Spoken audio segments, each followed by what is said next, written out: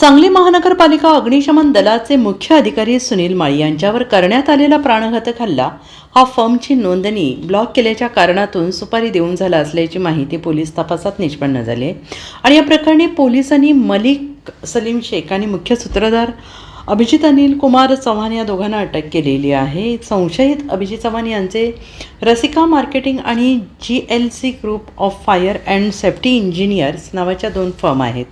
काही कारणामुळे अग्निशमन अधिकारी सुनील माळी यांनी या दोन्ही फर्म ब्लॅकलिस्टमध्ये टाकल्या होत्या। याचा अभिजित चव्हाण यांचा राग होता, त्यामुळे त्याने गुन्ह्यातील मुख्य आरोपी मलिक शेख याचा अधिकारी सुनील माळी यांना जीवेत ठार मारण्याची सुपारी दिली आणि त्यानुसार संशयित प्रथमेश सुरेश पाटोळे, तौहीद उर्फ हुसेन फारुख सुतार, डी माया उर्फ शुभम आनंद पारचे यांच्यासह मलिक शेख अशा चौघांनी माळी यांच्यावर लक्ष ठेवले आणि ते कधी बाहेर पडतात कधी घरी परत येतात याची माहिती चौघांनी काढली होती। दरम्यान 27 जानेवारी रोजी रात्री 8च्या सुमारास फिर्यादी शंकर जगदाळे हे अधिकारी माळी यांना घेऊन दुचाकीवरून कलानगर येथील माळी यांच्या घरासमोर आले असता हल्लेखोर तेथे दबा धरून बसले होते। माळी दुचाकीवरून खाली उतरताच हल्लेखोरांनी त्यांच्यावर धारदार चाकूने बरगडीत वार करून त्यांना जीवेत ठार मारण्याचा प्रयत्न केला। मात्र माळी यांनी आरडाओरडा केल्याने हल्लेखोर घटनास्थळावरून पसार झाले।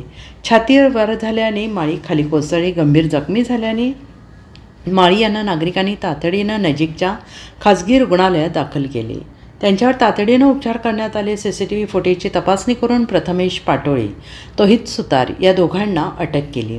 त्यांच्याकडे केलेल्या चौकशीतून सुपारी नाट्याचा उलगडा झाला। त्यापैकी प्रथमेश हा पोलीस अभिलेखावरील गुन्हेगार असल्याचं स्पष्ट झालेलं आहे। दरम्यान या गुन्ह्यातील मुख्य आरोपी मलिक शेख हा विष्णू अण्णा फळ मार्केट या ठिकाणी येणार असल्याची माहिती मिळाली। परिसरात सापळा रचून पोलिसांनी शेख यास अटक केली आणि त्याच्याकडे चौकशी केली। त्याने अभिजित चव्हाण आणि अधिकारी माळी यांच्यावर हल्ला करण्यासाठी सुपारी दिल्याची माहिती दिली। Bureau report SPN Marathi Sangli.